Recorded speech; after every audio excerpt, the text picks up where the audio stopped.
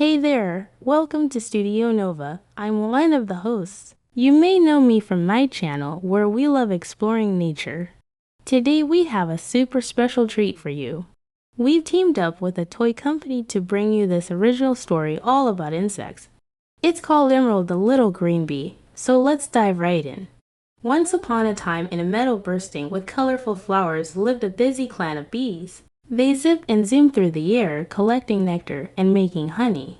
Every bee in the meadow had the same black and yellow stripes, round, fuzzy bodies, and short, strong tongues, perfect for sipping nectar from flowers. One bright morning, a very special bee was born, but she didn't look like the others. Instead of black and yellow, she shimmered in the sunlight with a bright metallic green body. Her name was Emerald. Emerald was excited to explore the meadow with her brothers and sisters, but as soon as she left the hive, the other bees stopped and stared. "Why do you look like that?" asked Buzz, a chubby little bee with tiny wings. "She doesn't look like a bee at all," giggled Pollen, another young bee. "She looks more like a fly or frog." Snickered another, "Look at that long tongue." Oh, thought Emerald. She didn't understand why she was so different. She wanted to be black and yellow like the other bees. She flitted home to her mother, her little wings buzzing softly. "Mama, why am I not black and yellow like everyone else?" she asked, subtly pushing her tiny self against her mother's fuzzy side.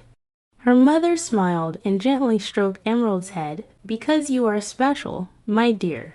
You were born to be different, and different is beautiful." Emerald wanted to believe her mother, but the teasing didn't stop. Still, she found comfort in her best friend, Dot the Ladybug. Dot was small and round with bright red wings dotted with black spots. She was also the smartest insect Emerald knew. Dot could name every flower in the meadow. One sunny afternoon, while sipping nectar from an asters, Dot suddenly cried out, "Oh, my wings, I feel so itchy. I must have flown into a thorny bush. Can you help me, Emerald?" she asked, fluttering her wings frantically. Of course, Emerald replied, rushing to help her friend. She carefully brushed against Dot's wings, and the itchy spots disappeared. "That's better, thank you, Emerald," said Dot, smiling. "You have such soft wings. Maybe being different isn't so bad after all." And the two friends laughed, buzzing and flapping all the way home. But the next morning, the good feeling was gone. As soon as Emerald stepped outside the hive, the other young bees surrounded her. "Why are your wings so scratchy?" Buzz teased. "It sounds like you need a bath in honey," laughed Cricket. They kept poking and prodding her until she was in tears. She ran to hide in the tall grasses, sniffling to herself. "What good is being different?" she cried.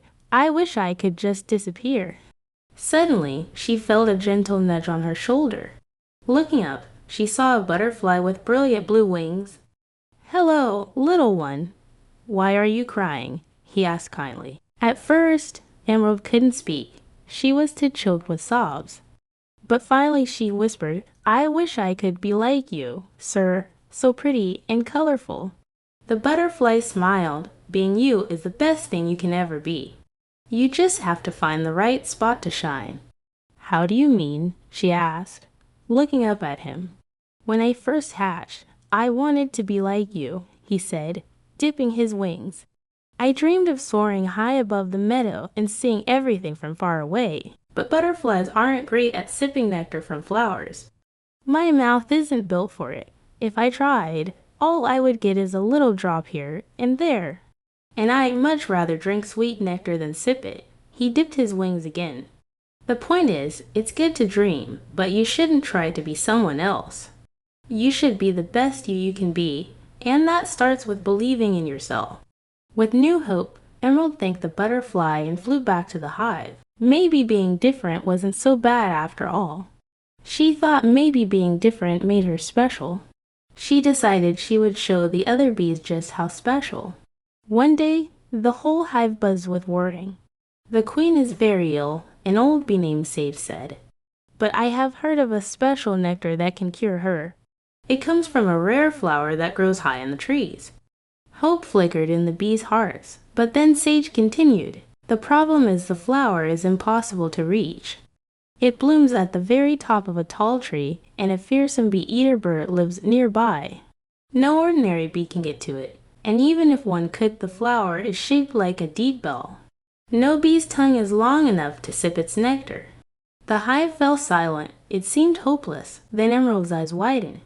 She turned to Dot and whispered, "A tall tree, a bell-shaped flower. I know that flower. It's an orchid. It grows in the big tree past the river." Emerald's wings buzzed with excitement. "Then I have to go," she said. "I'll blend in with the green leaves. So the bee-eater won't see me, and my tongue is long enough to reach inside the flower." The other bees gasped. "But it's too dangerous," said one. "Please, Emerald, don't go. Don't worry. I'll be fine," she replied, kissing her mother's cheek. "I have to try. The queen has always been kind to me. I owe her that much. And besides, I really want to show the others how special I am." With Dot guiding the way, Emerald zipped through the meadow, past buzzing dragonflies and chirping crickets, over the sparkling river until they reached the giant tree. Emerald's bright green body blended perfectly with the leaves. She hovered silently, listening, then whoosh, a sharp shadow passed overhead. The bee-eater bird sat on a branch, its sharp eyes searching for food. Emerald held her breath, staying as still as a leaf. When the bird looked away, she darted toward the flower. It was even bigger up close. Its deep bell shape held the precious nectar inside, hidden from ordinary bees. But Emerald wasn't an ordinary bee. She took a deep breath and stretched out her long tongue. It slipped easily into the flower, reaching the sweet golden nectar at the bottom.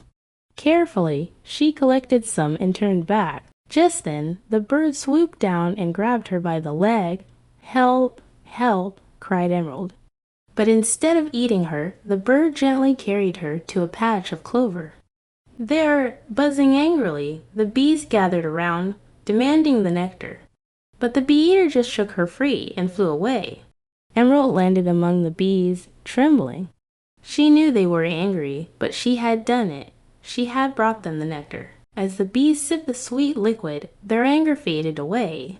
They thanked Emerald and apologized for teasing her. From that day on, Emerald was no longer the strange little green bee.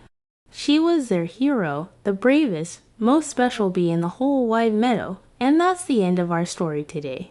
If you like this story, be sure to give us a like and subscribe to our channel for more adventures. You can also check out our channel for fun science interactives about insects and other cool stuff. Thanks for watching. Bye-bye.